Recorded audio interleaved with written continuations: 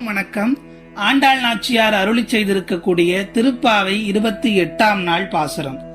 நேற்றைய பாசுரத்தில் கூடாரை வெல்லும் என்று ஆண்டாள் நாச்சியார் குறிப்பிட்டிருந்தார். அதன் பின்னே நெய் கலந்த பால் சோற்றை சாப்பிடப் போவதாகவும் சொன்னாள். பின்னர் இப்போது நினைவுக்கு வந்தவளாய் கிருஷ்ணன் ஆயர்குலச் சிறுவன் என நினைத்து ஒருமையில் அழைத்ததையெல்லாம் பொருட்படுத்தாமல் மிக்க அன்புடனே வேண்டியதை தந்திருக்கக்கூடிய கண்ணனை, அவனுடைய அன்பை போற்றும் விதமாக இந்த பாசுரத்தை அமைத்திருக்கிறாள். பாசுரம் என்ன என்பதை பார்த்துவிட்டு வரலாம். கறவைகள் பின் சென்று கானம் சேர்ந்துண்போம், அறிவொன்றும் இல்லாத ஆயர் குலத்து உன்றன்னை, பிறவி பெருந்தனை புண்ணியம் யாமுடையோம், குறை ஒன்றும் இல்லாத கோவிந்தா உன் தன்னோடு உறவேல் நமக்கிங்கு ஒழிக்க ஒழியாது, அறியாத பிள்ளைகளோம் அன்பினால் உன் தன்னை சிறுபேர் அழைத்தனவும் சீரியருளாதே, இறைவா நீ தாராய் பறையேலோர் எம்பாவாய் என்பது ஆண்டாள் நாச்சியார் அருளி செய்திருக்கக்கூடிய 28வது நாளினுடைய திருப்பாவை பாசுரம்.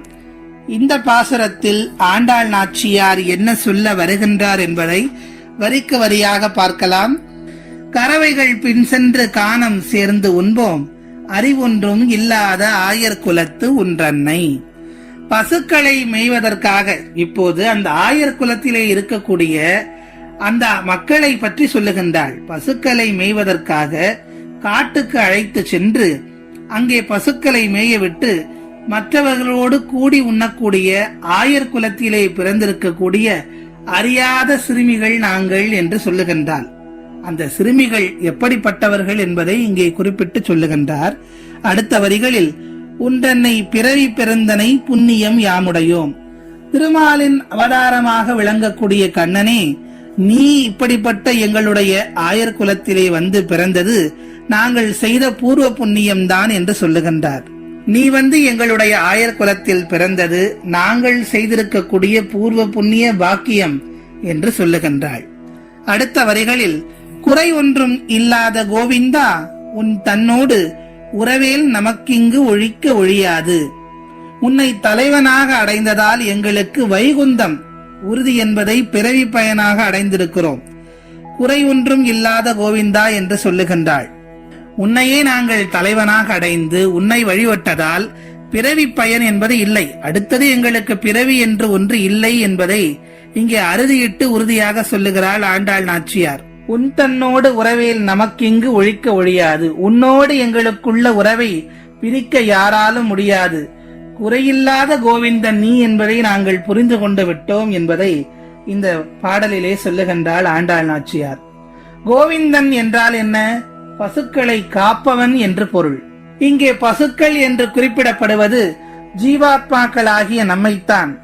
ஆக பசுக்களாகிய நம்மையெல்லாம் கடை தேற்றுவதற்காகவே பகவான் கண்ணனாக அவதரித்தான். அதை அடுத்த வரிகளில் சொல்லுகின்றால், அறியாத பிள்ளைகளோம் அன்பினால் உன் தன்னை சிறுபேர் அழைத்தனவும் சீடி அருளாதே, இறைவாணி தாராய் பறையேலோர் எம்பாவாய்.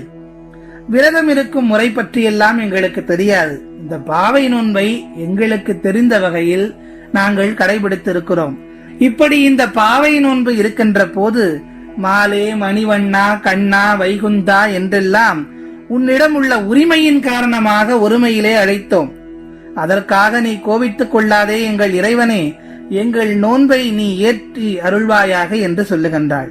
அன்பினால் உன் தன்னை சிறுபேர் அழைத்தனவும், எங்களுக்கு எதுவும் தெரியாது, அறியாத பிள்ளைகளாக இருக்கக்கூடிய இந்த சிறுமிகளை எல்லாம் நீ ஏற்று அருள் புரிந்து நாங்கள் ஏதோ எங்களுக்கு தெரிந்த வகையில் இருந்த இந்த பாவை நோன்பினுடைய பலனை நீ எங்களுக்கு தந்தருள வேண்டும் என்று கேட்கின்றாள்.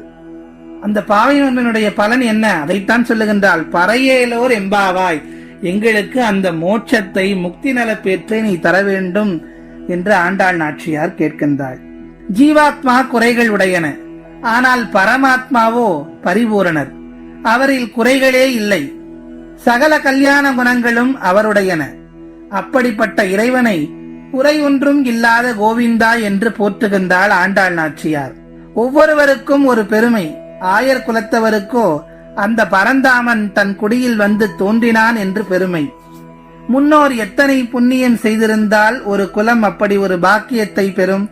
அது குறித்து பெருமிதம் அவர்களுக்குள் இருக்கிறது. இந்த உலகத்தில் எதுவும் அவர்களை ஒன்றும் செய்ய இயலாது.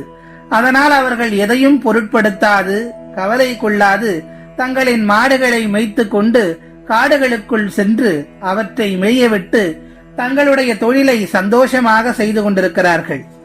இது ஒரு விதத்தில் கவலையற்ற, சகலத்தையும் அவன் பாதங்களில் சமர்ப்பித்துவிடும் வாழ்க்கை. வேறு தவங்களும் தானங்களும் வேண்டாத வாழ்க்கை. ஆண்டாள் நாச்சியாருக்கு இந்த ஆயர்குல வாழ்வில் பெருமிதம்.